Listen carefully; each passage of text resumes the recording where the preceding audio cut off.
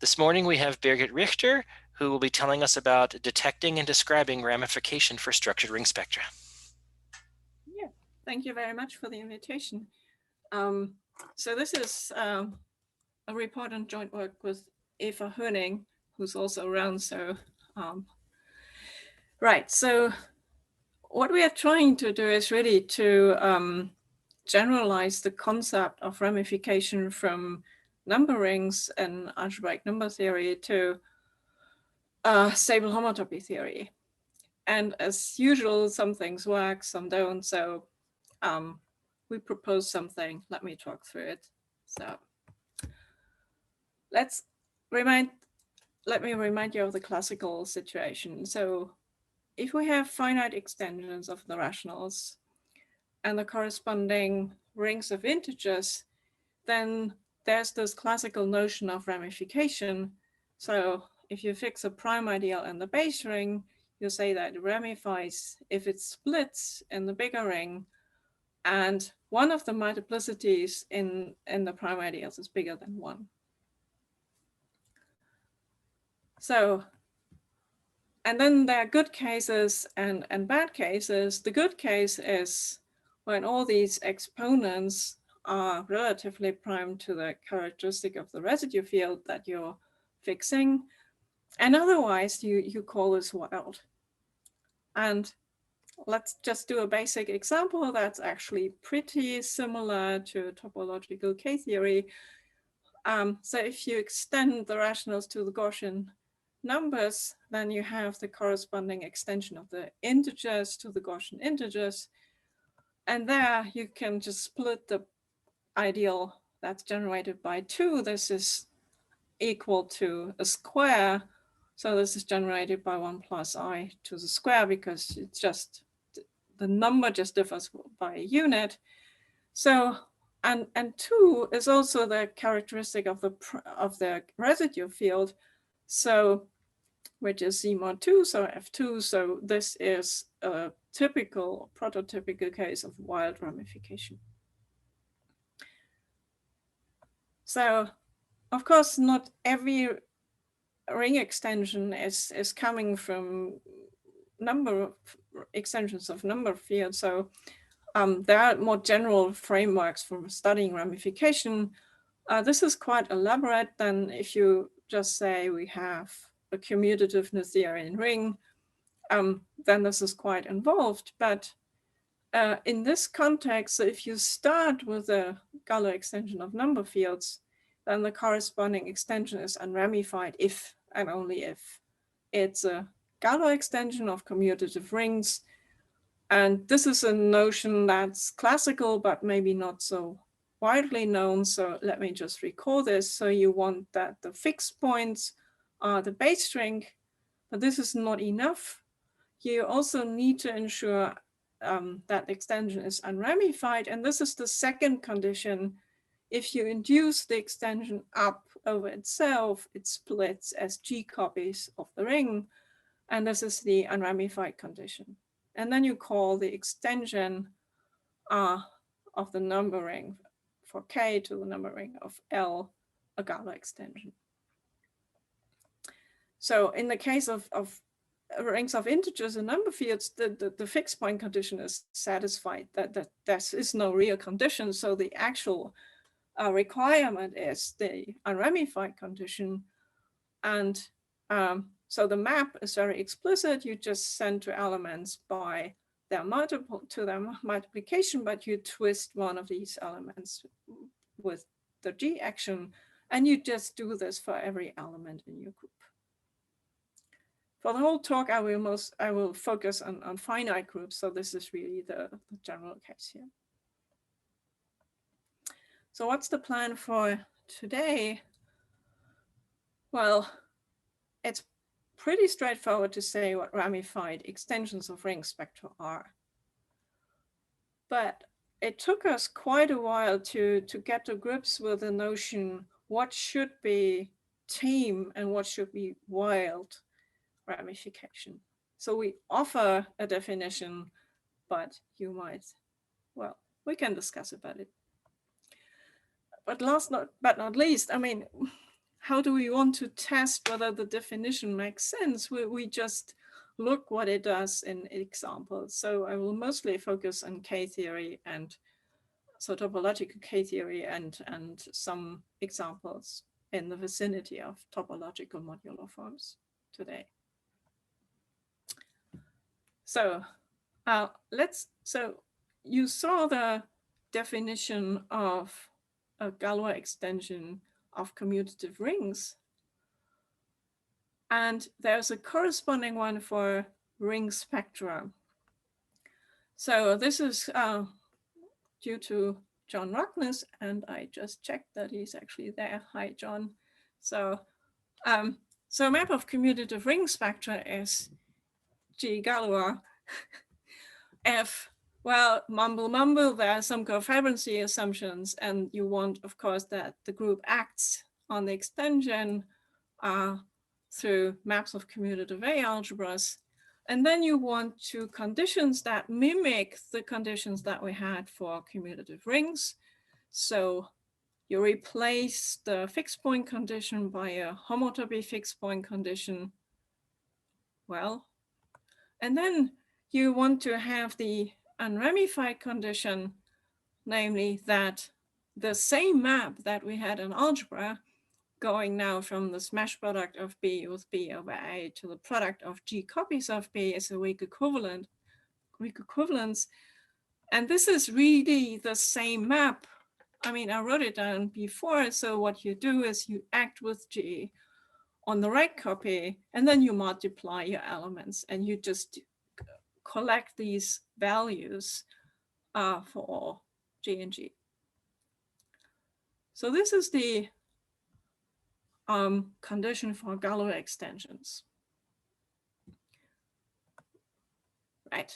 So going back to the example of number rings, well, there it's a just faithful translation. So if you take the corresponding Allenbeck-MacLane spectra, then you have a Galois extension of commutative ring spectra if and only if the corresponding extension of rings is a G-Galois extension. And this actually holds in broader generality. So you can take arbitrary rings, commutative rings, say R1, R2, with a map between them, and then you get this correspondence. So you don't lose information if you import algebra with the help of Allenbeck-MacLane spectra. Second,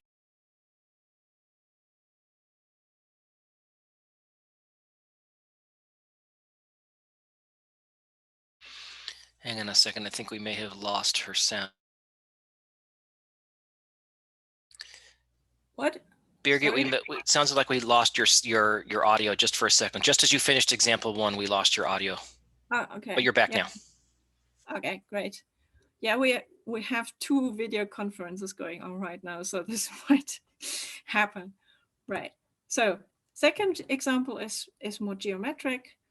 If you take a real vector bundle and you complexify it, you get a complex vector bundle, and this gives a map on the level of ring spectra from real topological K-theory to complex topological K-theory. And so you have this complexification map, and you can flip, you have the conjugation action on the complex numbers, so you get a C2 action on KU that way. And this is actually a C2 Galois extension then. So these are typical examples of Galois extensions. And one word of warning, which is really, really important, when we took Allenbeck-MacLane spectra, of course, you could see everything on the level of homotopy groups. But for general Galois extensions, this is wrong. On the level of homotopy groups, they can be really, really bad. Like in the example here, homotopy groups of KO mapping to homotopy groups of KU is not a nice ring map. And this is a more general phenomenon. So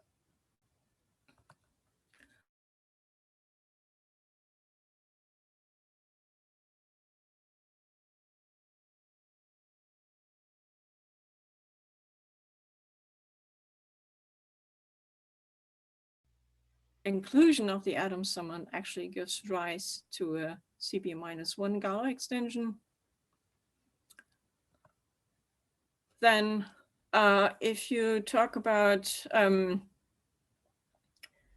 topological forms with level structure, so level 3, so here this corresponds to either choosing a point on an elliptic curve of exact order 3 or just looking at the group that it generates.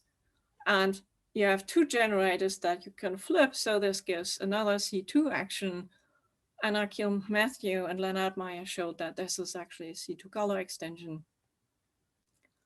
Another one in more general, if you descend from a level n structure, you forget the level n structure. This gives you a Galois extension with Galois group, generally a linear group over Z mod n. So they're important examples of Galois extensions. And so we want to see what happens with them if we take connective covers. So how can we detect ramification? Well, John Rockner showed that if an extension is unramified, you get two properties, namely that the relative topological Hochschild homology is as small as it can be. Namely, if you include B as B sitting at the base point of S1 into THH, you get a weak equivalence. Or if you see what topological and equivalent homology is, it's actually trivial. So the first item is topological Hochschild homology of B over A, and the other one is the version of topological and equivalent homology for ring spectra as studied by Maria Vestera. Birgit, Doug Ravenel has a question. He asked, is your second if a typo? I'm not quite sure which if he's referring to. Oh, I guess it's the top sentence on this slide. Yeah.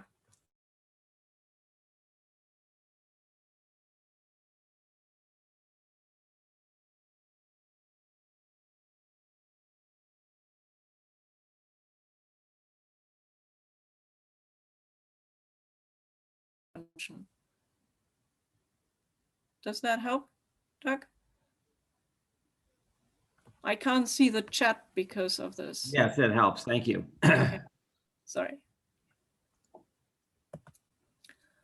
So if we want to detect ramification, we can either show that THH is bigger than B, usually it's vastly bigger than B then, or we just try to find a non-trivial TIQ group, homotopy group.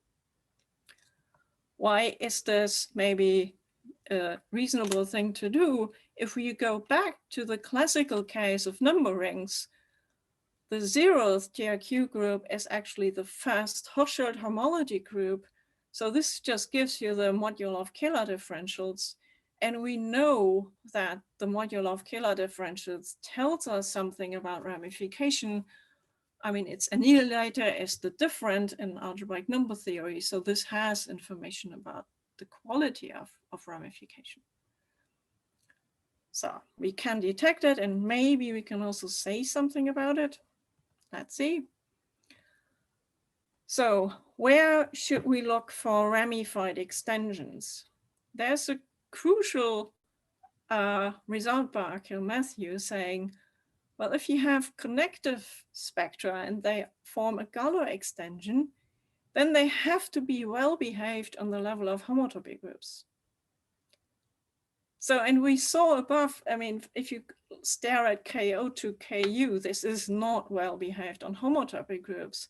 And if you stare at the other examples in the vicinity of TMF, I mean, this hardly ever happens in organic Galois extensions, right?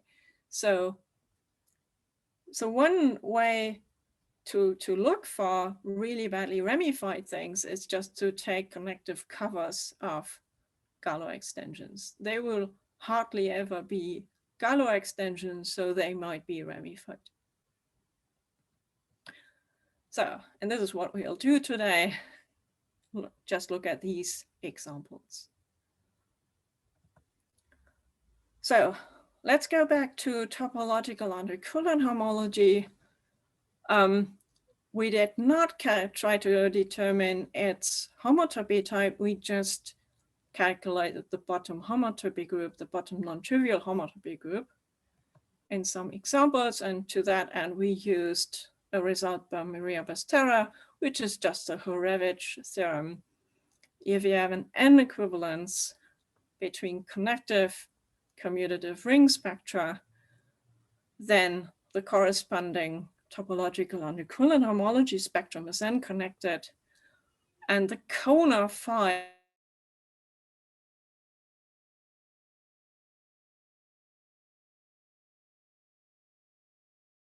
of TAQ is actually given by the homotopy group of the cone. Well, homotopy groups of cones are easy, so let me just bombard you with these results. If we look at the inclusion of the connective atom segment into KUP localized, this has a non-trivial pi2 given the political integers, and so on and so forth. For the example of real K-theory mapping to complex K-theory with a complexification map, you get a copy of the integers in degree 2. The TMF 01 example also has something in degree 2, copy of the two local integers. And if you descend from level 2 structure with a 0 to TMF localized at 3, you also get a copy of the 3 local integers. So we have these non-trivial groups. So yes, there is ramification that was expected, but they all look sort of the same. They're all free in their world. So you don't see anything if you just stare at the bottom group. So this detects ramification, but it doesn't tell you much.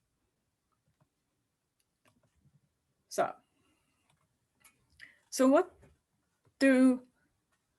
could you try next? Well, you could try. So if you have a nice extension of Dedekind domains, then you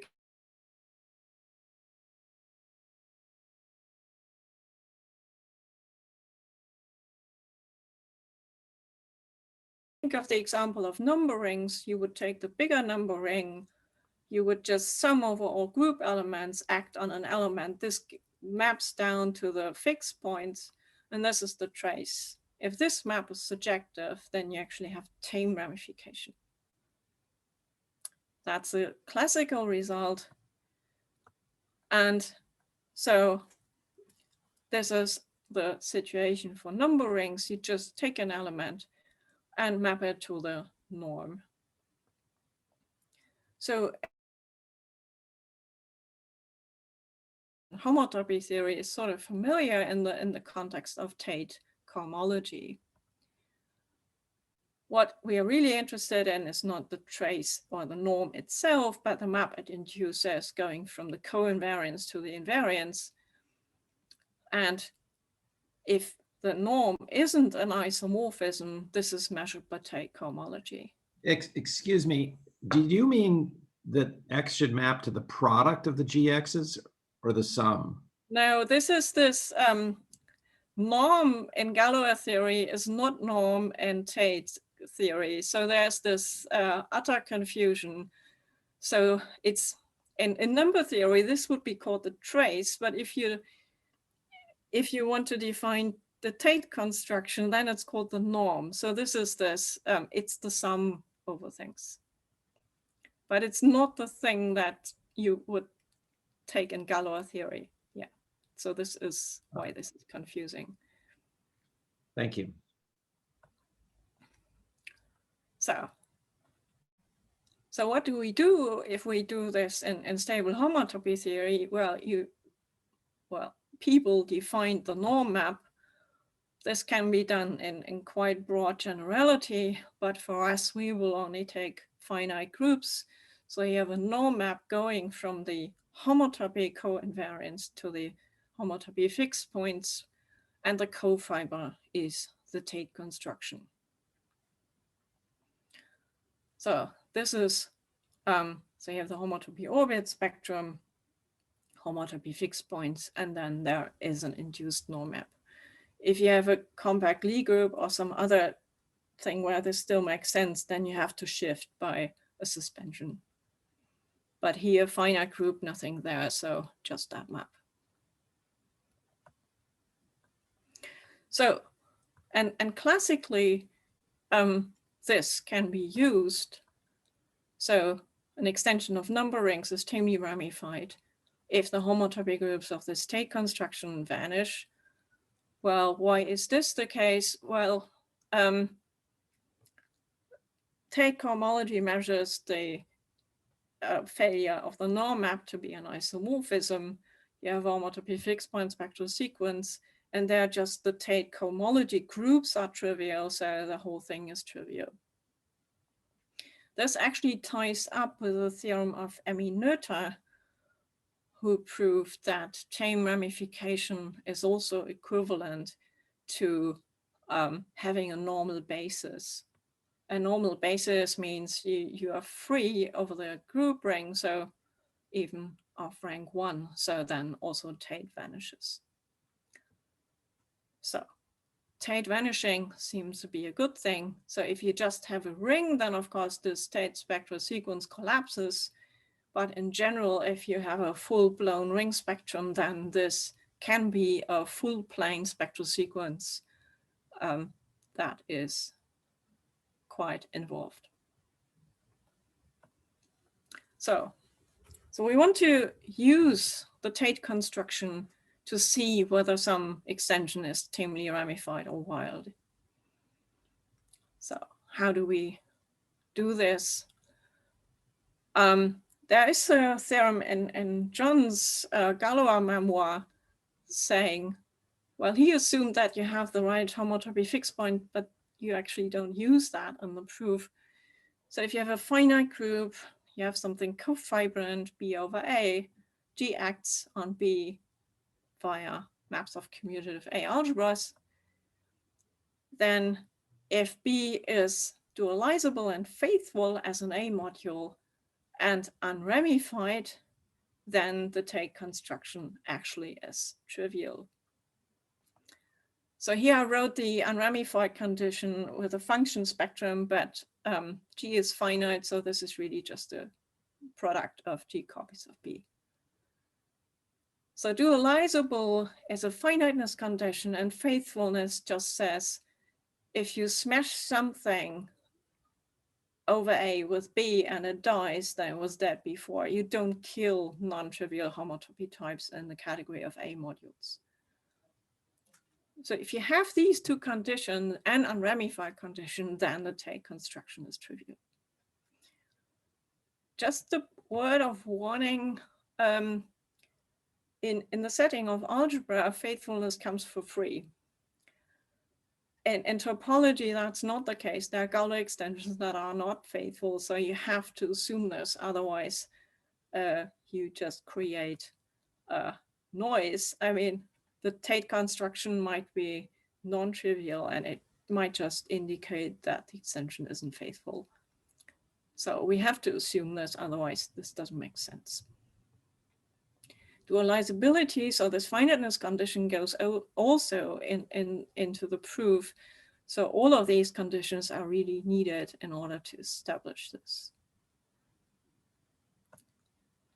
So we want to consider connective spectra. There's a small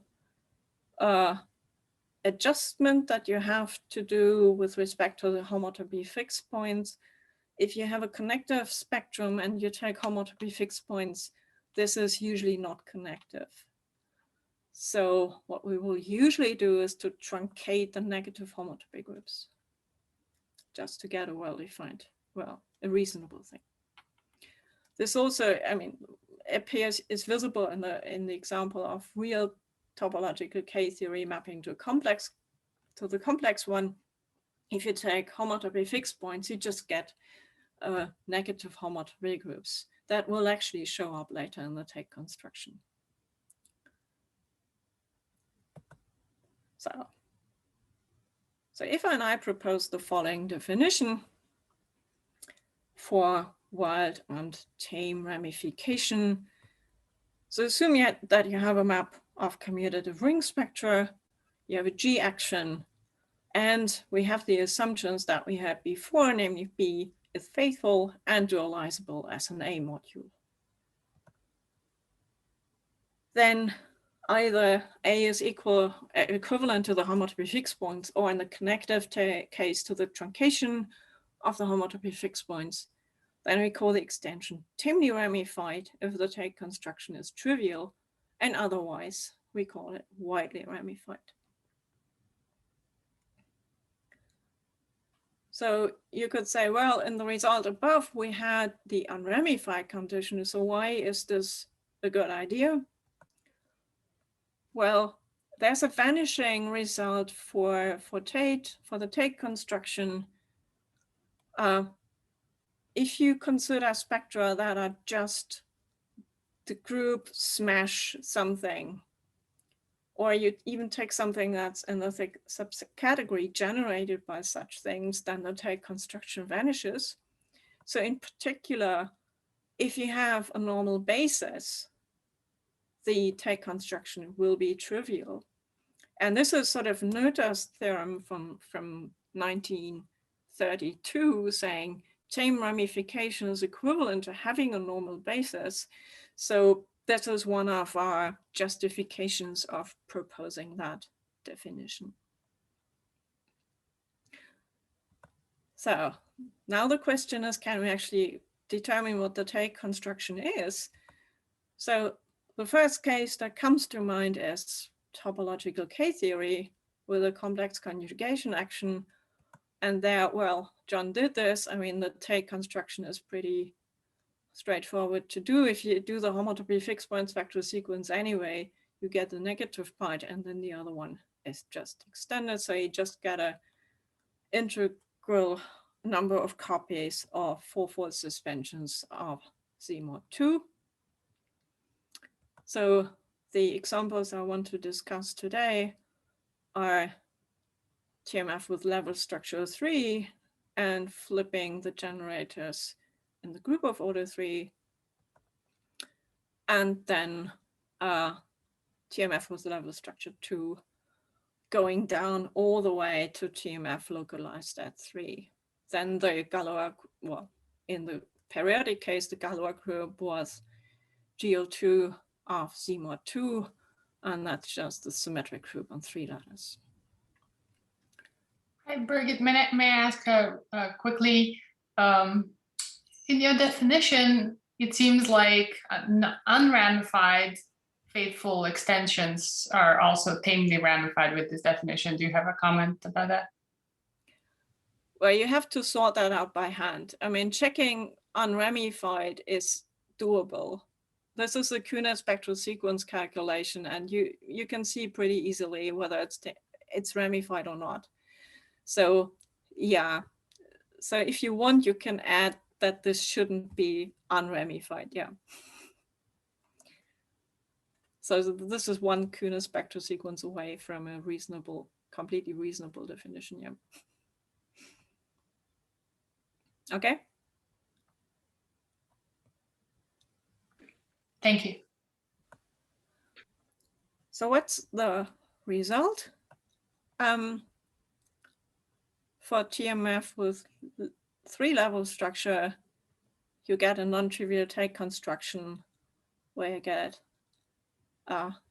suspensions of HZ mod 2. And for level 2 structure, you get suspensions of Z mod 3.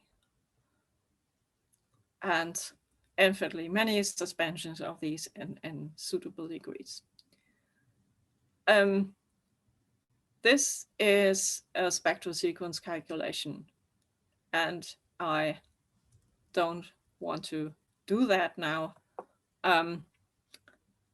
Let me just scare you by saying that the first result is sort of, you look at the calculation that Mark-Mahovold and Charles Resk did for calculating the homotopy fixed points of the periodic version. Then Mike Hill and others tell you how to find the connective part in that calculation, and then you just collect the suitable parts that are survivors of the Tate spectral sequence for the connective version. Then you get the result on homotopy groups. But then we know that these are structured ring spectra. So then a result by Mike Hopkins and Mark Mahovold also gives you that this is a generalized Ironbeck-MacLane spectrum because you have a map from H-sigma-2 into that thing. And so you get the result as a homotopy type, as a generalized Ironbeck-MacLane spectrum. For the second result, you do the same thing with Vesna's calculation. She proved that the capital T little mf two-level version of TMF has a contractible Tate construction. And in that case, finding the connective part in that spectral sequence is also doable. And you just collect the parts there that survive. So these are just two spectral sequence calculations. So what can we say now? For topological K-theory, from real to complex case, you have a C2 Galois extension on the level of periodic versions. And if you pass to connective covers, you get wild ramification. This extension is faithful, it's dualizable because of the co-fiber sequence for KU. So all the assumptions are satisfied. You do have ramification, that's easy to see, again with the co-fiber sequence. And then the tag construction isn't trivial. So this is widely ramified. You have the Galois extension of the p-completed atom summit mapping to p-completed complex K-theory in the periodic case. If you take connective covers, this is actually tamely ramified. Well, for a stupid reason, I mean, the order of the group is just invertible, so there's nothing there. Then we had the C2 Galois extension for level 3 TMF going from TMF0 to TMF1. There's an intermediate stage. In this case, if you take the compactified version of TMF, you also actually get a C2 Galois extension in this case. This was also proved by Matthew and Meyer. And then we saw above that the Tate construction is not trivial. So beware that I don't claim that this is widely ramified because there are serious technical issues here. We don't know whether on the connective level, the extension is actually faithful. It's pretty easy to see that if you have a counterexample for faithfulness, it has to be two torsion, two annealids, the spectrum, but we don't know whether this is actually faithful. And even worse, Leonard Meyer proved in some broader generality that these things are not dualizable. So this is not really in the context of the definition, but there's also a square connecting TMF03 to KO, and then you have the connection from TMF13 to KU, and this fits into a nice diagram. So this feels really widely ramified, but we can't really justify that with our definition. If we had this Galois extension on level n TMF with Galois group, general linear group, I just talked about the n=2 case. That was done by Wessner. Akil and Leonard did the general case that the Tate spectrum is actually contractible. And for n=2, this is widely ramified. So there are some co-fiber sequences that let you check the faithfulness condition and the dualizability condition. So this is actually widely ramified. So what about the general case? Leonard showed that a connective version of level n TMF is perfect as a TMF module spectrum, and therefore it's dualizable. So you have the finiteness condition. We don't know whether this is faithful. And honestly, I mean, there's not that much known about the homotopy groups of the spectra of any. This is awkward to deal with. So at the moment, I wouldn't really know how to attack this question, whether this is faithful. But never mind. So what's pretty easy to see is with a norm sequence and the behavior on homotopy groups, the Tate construction is trivial if and only if the order of the general linear group is a unit and z with n inverted. This is pretty easy to see. And then you can just write down cases. If 2 does not divide n, or adds a power of 2, then the Tate construction is actually not trivial. You can write that down. So, but this really depends on n. So in many other cases, the Tate construction actually is trivial. So if you have an n that's an actual power of 2 times an actual power of 3, then the order is invertible. Similarly, if you just have a bunch of prime numbers, different prime numbers, and for each prime -1 and +1, that number is invertible, then you also find then the Tate thing is trivial. And then you can just play around a bit with numbers and stupid examples. So if you take the consecutive product of the first primes, that works. It also works for this number that you might like for some other reason, but it does not work for that. So it really depends what n is, whether the Tate construction is trivial or not. I mean, the order of this group can be written down explicitly. So yeah, you just write down what happened and see whether it's a unit or not.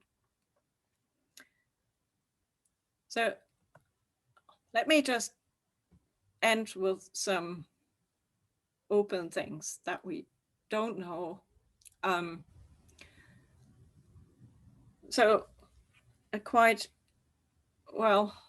you could ask what happens for larger n if you look at TMF0 to TMF1. So you fix an element, or you just look at the group that it generates. There's one next result you could try, because there's a calculation by Mark Behrens and Carl Ormsby proving the Tate construction for the periodic TMF1,5 is actually trivial. So you could try to bootstrap down from the periodic Tate construction to the connective one, but this is complicated. And then for arbitrary n, it's not even that clear what TMF1N should be, because you have in the compactified version, you have for some n, you have a non-trivial pi1 that you really don't want to have because of the relationship to modular forms. But Leonard Meyer came up with a way of killing that pi1 in an infinity way, so that you get a model of something that you might want to call TMF1N, of the connective version. But this is really involved, and at the moment, I wouldn't know how to do any concrete calculation. If you give me a large n, I would just say, yeah, interesting. I don't know. One other thing that we tried was, well, for number rings or nice Dedekind extensions, in general, you can show that tame ramification corresponds to log etal extensions. And I mean, with our definition, the inclusion of the atom summer turned out to be tamely ramified, and Stefan Zagawa actually showed that it is log etal in a subdivisible sense, where you can define logarithmic topological Hochschild homology or topological intercoolant homology, and you can just show that these invariants are as small as they can be.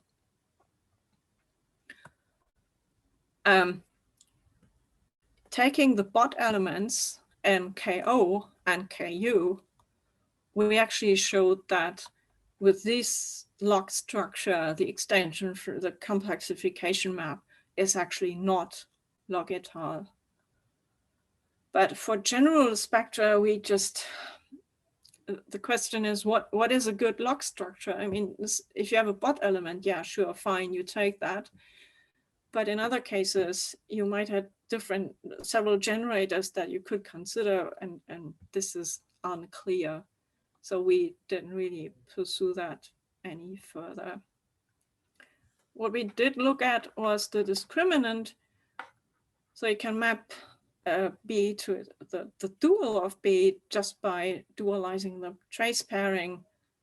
So you take B smash B over A, you multiply, and then you take the trace down to A, and this gives you the discriminant map if you join over. And classically, this does tell you about ramification and the quality of ramification. But for the tamely ramified case of the inclusion of the atom summand, you do get a highly non-trivial cofiber. And this actually looks worse than the wild case of KO, where you just get a simple HZ as a cofiber. So this wasn't really something that worked out. So as usual, there are some things that work, some things that don't. We also calculated a bunch of relative THH groups. So in all of these examples, you can actually do that and get that relative THH is vastly bigger than just the extended base ring. So, but yeah, so with that, thank you.